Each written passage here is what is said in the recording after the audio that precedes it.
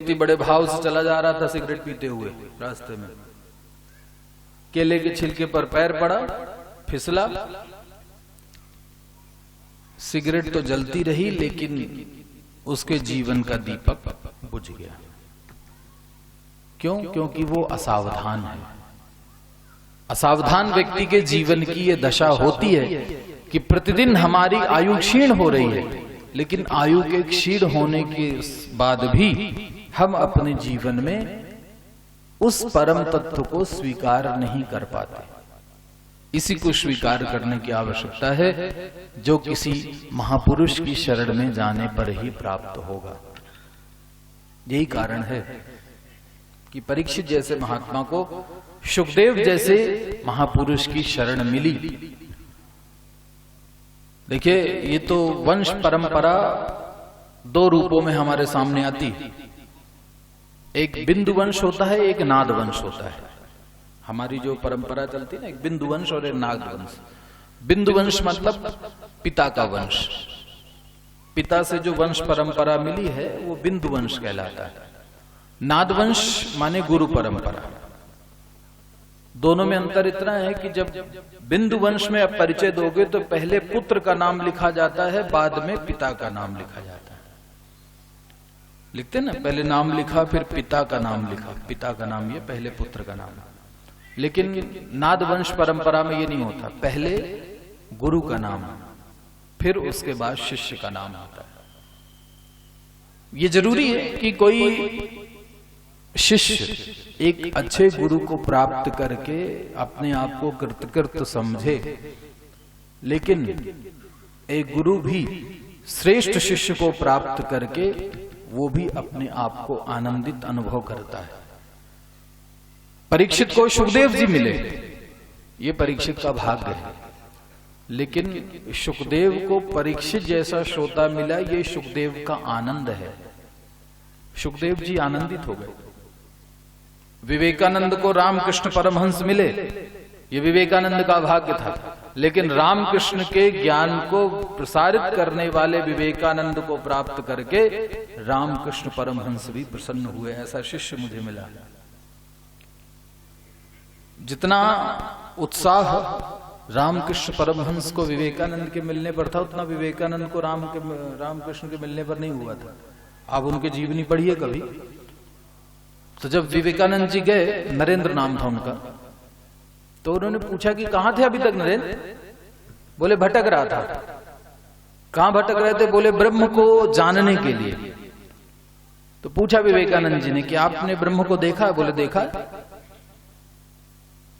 जानते हो आप? बोले जानने की क्या बात है, मैं तो रोज उससे बात करता हूं। ये सुनकर के विवेकानंद बड़े प्रभावित हुए कि अब मेरे जीवन का जो मार्गदर्शक है वो श्रेष्ठ मिला है।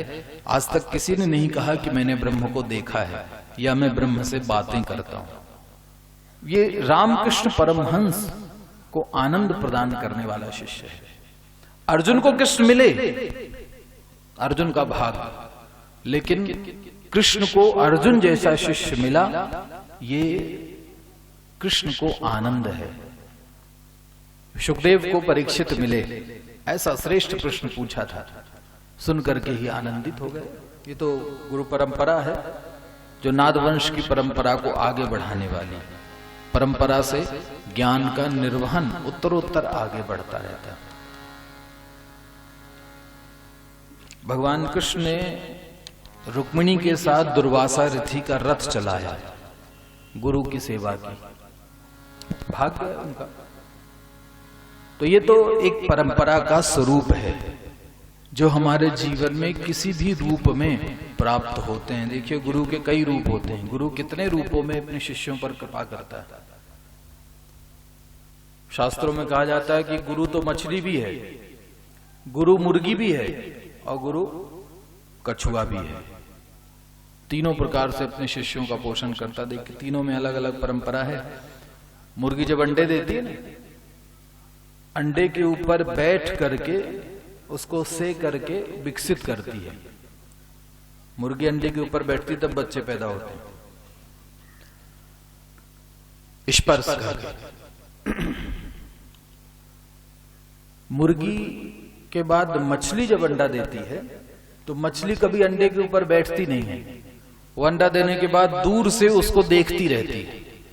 केवल दृष्टि मात्र से अंडे का पोषण करके उससे बच्चे उत्पन्न हो जाते हैं। अब कछुआ जो होता है, मादा कछुई जो होती है, वो जब अंडा देती है, अंडा देने के बाद भूल जाती है कि मैंने अंडा कहाँ रखा, फिर उसको बहुत ढूंढती है। जब वो नहीं मिलता तो एक स्थान पर बैठ करके उसके बारे में सोचती रहती है, और सोचते सोचते ही वो अंडे को विकसित कर देती है। गुरु तीनों प्रकार से अपने शिष्यों का पोषण करते हैं।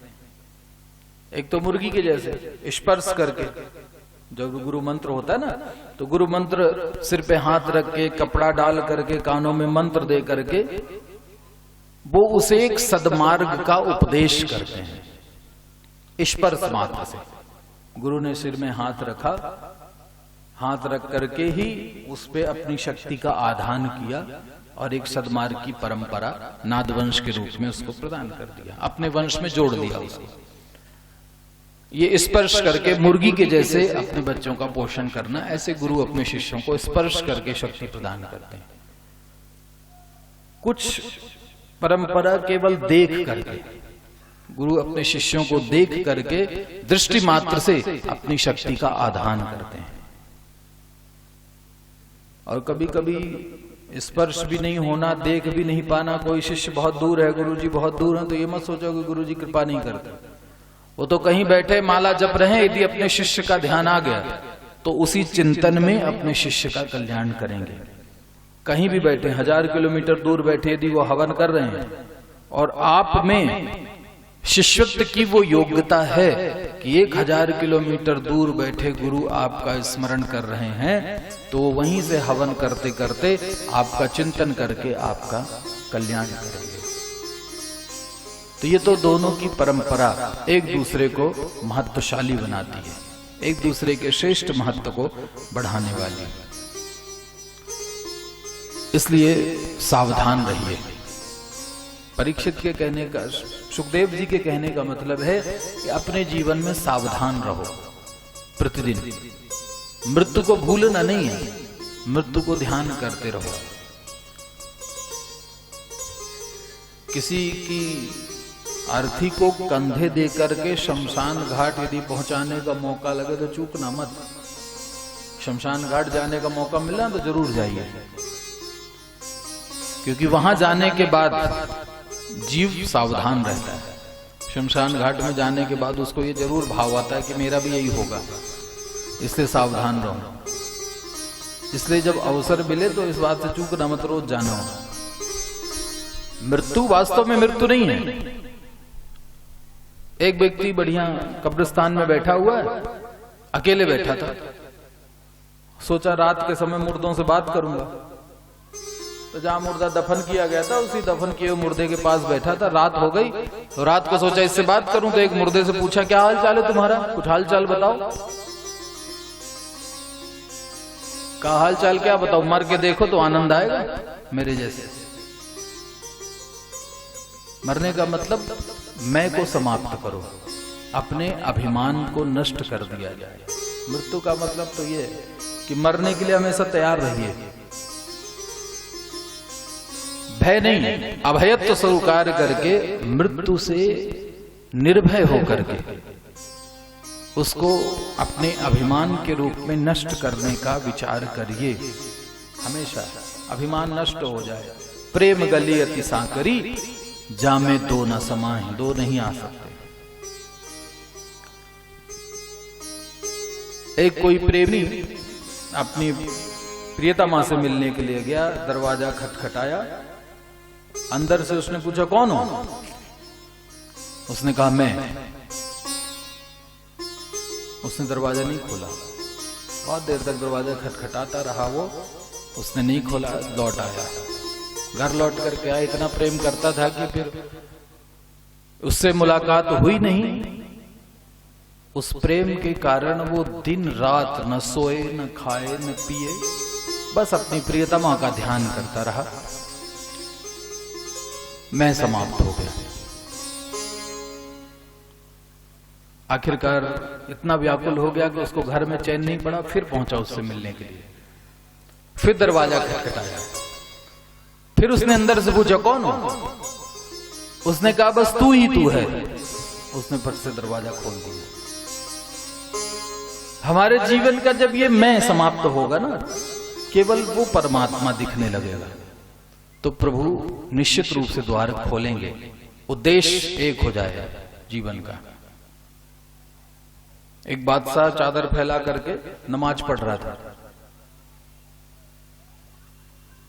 एक कन्या दौड़ती हुई आई, उस पर अपना पैर रख दिया। उसको बड़ा गुस्सा आया। बोले तुझे दिखाई नहीं देता मैं यहां नमाज पढ़ के अपने ईश्वर को नमन कर रहा हूं? उसने कहा गलती हो गई, क्योंकि मैं जिससे मिलने जा रही थी मुझे केवल वो दिख रहा था, मुझे ये चादर दिखी नहीं। लेकिन आप राजा हैं, एक बात आपसे पूछना है मुझे। क्या पूछना? बोले मैं तो जिससे मिलने जा रही थी मेरा ध्यान उस तरफ था, इसलिए मैंने चादर पर पैर रख दिया। लेकिन तुम जिसकी आराधना कर रहे थे उसका ध्यान छोड़ करके तुम्हारा ध्यान चादर पर था, तो कैसी वंदना कर रहे थे? तुम्हारा ध्यान अपने इष्ट में नहीं था, अपने चादर बिछाई हुई चादर पे। तो हम अपने जीवन के उद्देश्य को भूल करके दूसरी तरफ भटक करके असावधानी पूर्वक जीवन व्यतीत करते हैं।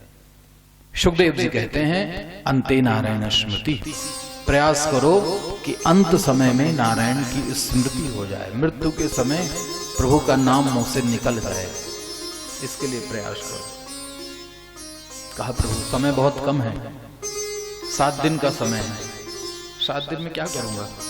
बोले 7 दिन का समय तो बहुत होता है। एक खटवांग नाम का राजा था, 2 मुहूर्त में उसने भगवान की प्राप्ति कर ली। तुम्हारे पास तो 7 दिन का समय है। किम प्रमत्तस्य बहुवे परीक्षै हाय नीरिहा मुहूर्त विद्यम घटेत श्रेषे गता। कहा किसी असावधान व्यक्ति के लिए 1000 वर्ष का समय भी ये दे दिया जाए तो वो अपने जीवन का कल्याण नहीं कर सकता।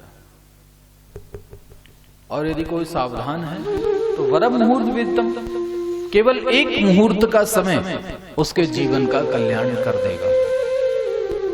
असावधानी से 100 वर्ष बिता दो, क्या मिलेगा? कुछ नहीं मिलने वाला। असावधान होकर के 5 मिनट कथा में बैठ जाओ, सावधानी पूर्वक 5 मिनट यदि कथा के प्रसंग को अपने जीवन में उतार लिया जाए तो वही 5 मिनट हमारे जीवन का पाथेय बन जाते हैं। वही 5 मिनट हमारे जीवन के कल्याण का एक मार्ग प्रशस्त कर देते हैं। एक चित्तौड़ का राजा था, उनके यहाँ कथा का आयोजन हुआ तो वो कथा सुनने गया और 5 मिनट बैठा कथा में, कथा सुनी और 5 मिनट बाद उठ के चला गया। 3 दिन बाद फिर लौट के आया, फिर 5 मिनट बैठा, 5 मिनट कथा सुनी, फिर चला गया। फिर 2 दिन बाद आया, पूछा कथाकार ने कि महाराज केवल आप 5 मिनट कथा सुनने आते हो, फिर चले जाते हो, 3 दिन गायब रहते हो, 3 दिन बाद फिर आते हो, क्यों ऐसा आचरण करते हो? बोले मैं 5 मिनट सावधानी पूर्वक कथा सुनता हूं। 5 मिनट मैंने जो कथा सुनी उस कथा को अपने हृदय में धारण करके चला जाता हूं, और जब तक कथा में सुनी हुई बात अपने आचरण में नहीं लाता तब तक दोबारा कथा में आता नहीं। जो बात मैंने सुनी है जब वो मेरे आचरण में आ जाता है तो मैं दूसरी बात सुनने के लिए जाता हूं। नहीं तो 1000 बात सुन लेंगे, बात एक भी लग रही नहीं है तो फिर बैठने से क्या फायदा? कथा में बैठो तो जो भी 5 मिनट की बात अच्छी लगे वो अपने जीवन में उतारने की चेष्टा करें। तो तुम सावधान होकर के 7 दिन में परमात्मा की प्राप्ति का उपाय करो। क्या उपाय करना है प्रभु? परमात्मा की प्राप्ति का ऐसा कोई श्रेष्ठ उपाय तो बताइए। बोले साधना करो। साधना कैसे होती है? शुचौदे से प्रतिष्ठाप्य, सबसे पहले पवित्र होकर के अपने आप को एक श्रेष्ठ भूमि में स्थापित करो।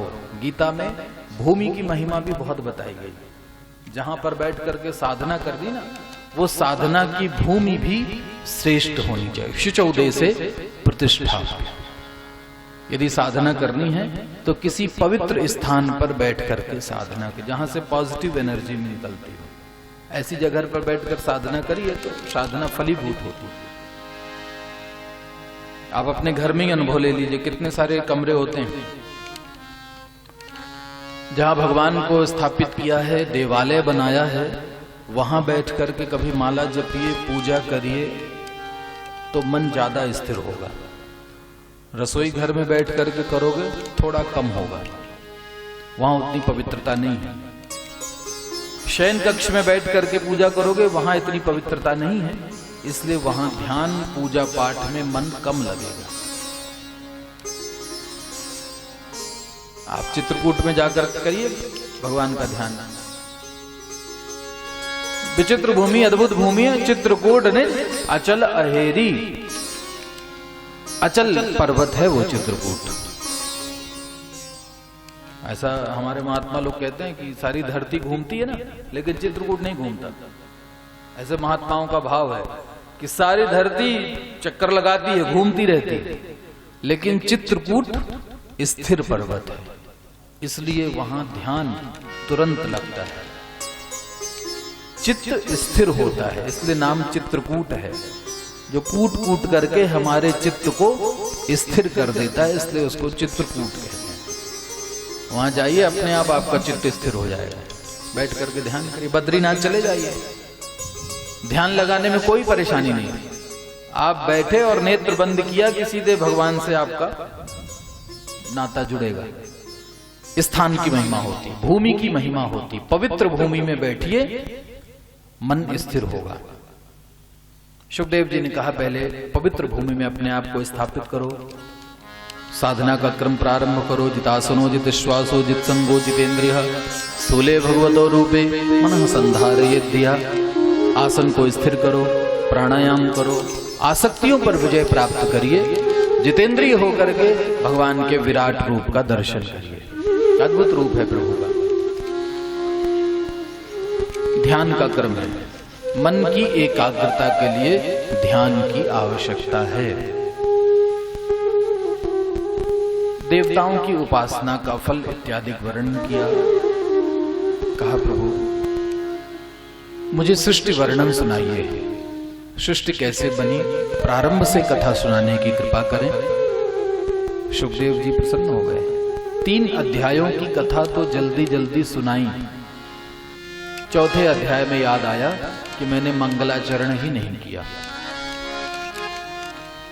इतने आनंद में डूबे थे। देखिए वक्ता की परंपरा क्या होती, कोई भी वक्ता व्यासपीठ पर बैठता है तो नियम है कि व्यासपीठ पर बैठते ही सबसे पहले वो मंगलाचरण करता है। 2-4 श्लोकों के द्वारा भगवान को प्रणाम करता है, उसके बाद कथा स्टार्ट होती है। हर एक वक्ता की परंपरा है ये। कोई वक्ता ऐसा नहीं जो बिना मंगलाचरण की कथा सुना दे। करेगा, चाहे एक श्लोक बोले, लेकिन बोलेगा। लेकिन सुखदेव जी ने कोई मंगलाचरण नहीं किया। ऐसे अद्वितीय वक्ता हैं कि उनके जैसा दूसरा कोई वक्ता नहीं हो सकता। व्यासपीठ पर बैठे, लेकिन व्यासपीठ पर बैठ करके कोई मंगलाचरण नहीं किया, कोई श्लोक नहीं बोला, भगवान को प्रणाम नहीं किया, सीधे बैठे और कथा सुनाना शुरू कर दिया। जानते हैं क्योंकि परीक्षित जैसा श्रोता जो मिला था, इतना बढ़िया श्रोता कि उसने एक प्रश्न किया, उस एक प्रश्न की मस्ती में इतने डूब गए कि भूल गया कि मंगलाचरण अभी करना है। जल्दी जल्दी 3 अध्याय की कथा सुना भी दी। 2 स्कंध के 3 अध्यायों की कथा जल्दी जल्दी सुखदेव जी ने सुनाई। चौथे अध्याय में याद आया कि मैंने मंगलाचरण नहीं किया। कोई बात नहीं, जब भगवान की याद आ जाए ना तो ही भगवान को मंगलाचरण कर लेना, तो ही प्रणाम कर लेना। जरूरी नहीं कि सुबह सुबह उठ के दिन नहाने के बाद भगवान को नहीं प्रणाम किया तो दिन भर नहीं करेंगे। हम लोग की अक्सर ऐसी आदत होती है ना। ये आदत है रोज सुबह हनुमान चालीसा पढ़ने की। यदि किसी कारणवश हमने सुबह स्नान करने के बाद आज हनुमान चालीसा का पाठ नहीं किया तो फिर आज वो पाठ हम नहीं करेंगे। भूल गया तो सोचोगे कल करेंगे। नियम टूट गया, वो फलीभूत नहीं होगा। सुबह नहीं कर पाए तो कोई बात नहीं, ऑफिस जा रहे हैं तो गाड़ी में बैठे बैठे हनुमान चालीसा पढ़ लो, कोई दोष नहीं। लौटते समय यदि याद आ गया कि आज सुबह नहीं पढ़ी हनुमान चालीसा, तो घर आते समय फिर भी नहीं याद है, सोते समय याद आ जाए तो सोने के पहले हनुमान चालीसा पढ़ लो। और सोने के बाद भी यदि रात को 12 बजे नींद खुले और ध्यान आ जाए कि नहीं पढ़ी हनुमान चालीसा, तो पढ़ लीजिए, नियम नहीं तोड़ना। जब भगवान की याद आ जाए तो भगवान को प्रणाम कर लेना। अब स्त्रियों को अक्सर शिकायत होती है कि महाराज जी टाइम नहीं मिलता। आप कहते हो कि 11 बार 11 माला गुरु मंत्र का जप किया करो, तो हमको टाइम ही नहीं मिलता। रसोई से बाहर निकले तब तो गुरु मंत्र जपें, इतना काम है घर में, तो कब जपें? तो उसका भी टाइम है, कभी भी जपिए, कोई नुकसान नहीं। रसोई में हो तो रसोई में जप करो। रोटी बेलते ना, तो मुंह से तो बेलते नहीं, रोटी हाथ से बेलते ना, हाथ से रोटी बेलते जाइए, मुंह से गुरु मंत्र को बोलते जाइए मन से। मंत्र जपते जपते रोटी बेलेंगे ना तो बढ़िया गोल रोटी बनती है। फिल्मी गाना गाते गाते रोटी बेलते हो इसलिए टेढ़ी मेढ़ी बनती है। कभी मंत्र जाप करते करते रोटी बेल के देखिएगा, बढ़िया गोल रोटी बनती है। सुखदेव जी को चौथे अध्याय में भगवान की याद आई, तो चौथे अध्याय में सुंदर श्लोकों से मंगलाचरण करके उनको प्रणाम कर रहे हैं। नमः परस्मै पुरुषाय भूयसे, नमः परस्मै पुरुषाय भूयसे, सदोद्भवस्थान निरोध लीलया,